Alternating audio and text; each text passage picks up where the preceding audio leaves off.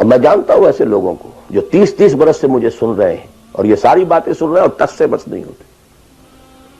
زمیں جنبت نہ جنبت گل محمد، ان کا وہی کانسیپٹ ہے. اس لیے کہ یہ کانسیپٹ 1400 برس میں جا کر جو ہے مکمل ہوا، پختہ ہو گیا. 30 برس تھے خلافت راشدہ کے، اس کے بعد ڈاؤن فال، کانسیپٹ سٹارٹڈ چینجنگ. دین مذہب بنتا چلا گیا، سارا ایمفیسس نماز روزے حج عبادت پر ہو گیا، دین کا تصور ہی ختم. اور پھر ہم میں سے جو لوگ غلام رہے وہ تو اتنے خوگر ہو گئے کہ ملا کو جو ہے ہند میں سجدے کی اجازت ناداں یہ سمجھتا ہے کہ اسلام ہے آزاد. بہت بڑے عالم دین نے کہا تھا یہ کہ ہمیں کوئی ایسا کام نہیں کرنا چاہیے جو ہماری حکمرانوں کو، انگریزوں کو پریشانی کا موجب بن جائے، اس لیے کہ انہوں نے ہمیں مذہبی آزادی دی ہوئی ہے.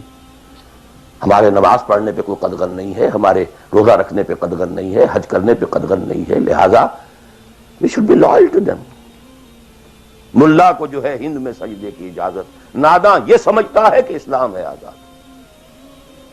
یہ کانسیپٹ اتنے پختہ ہو چکے ہیں، اتنے پختہ ہو چکے ہیں. ریچولزم، رسومات، رہ گئی رسم ازاں روح بلالی نہ رہی، فلسفہ رہ گیا تلقین غزالی نہ رہی. نماز و روزہ و قربانی و حج یہ سب باقی ہیں، تو باقی نہیں.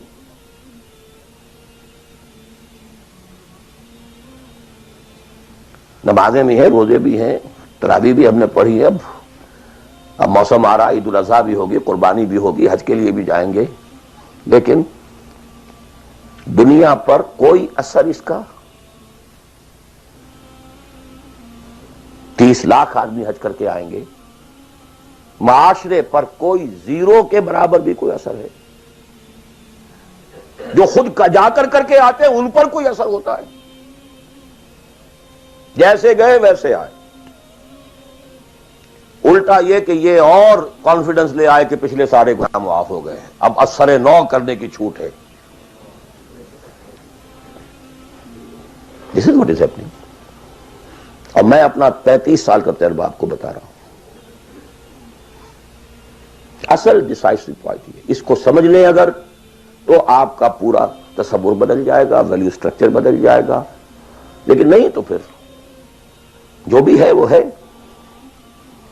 اب میں ایک عملی سوال کہہ رہا تھا کہ اس میں ایک بڑا عملی سوال ہے، میں کیا کروں؟ میں ایک ایسے ماحول میں رہ رہا ہوں جس میں اللہ کا دین غالب نہیں ہے.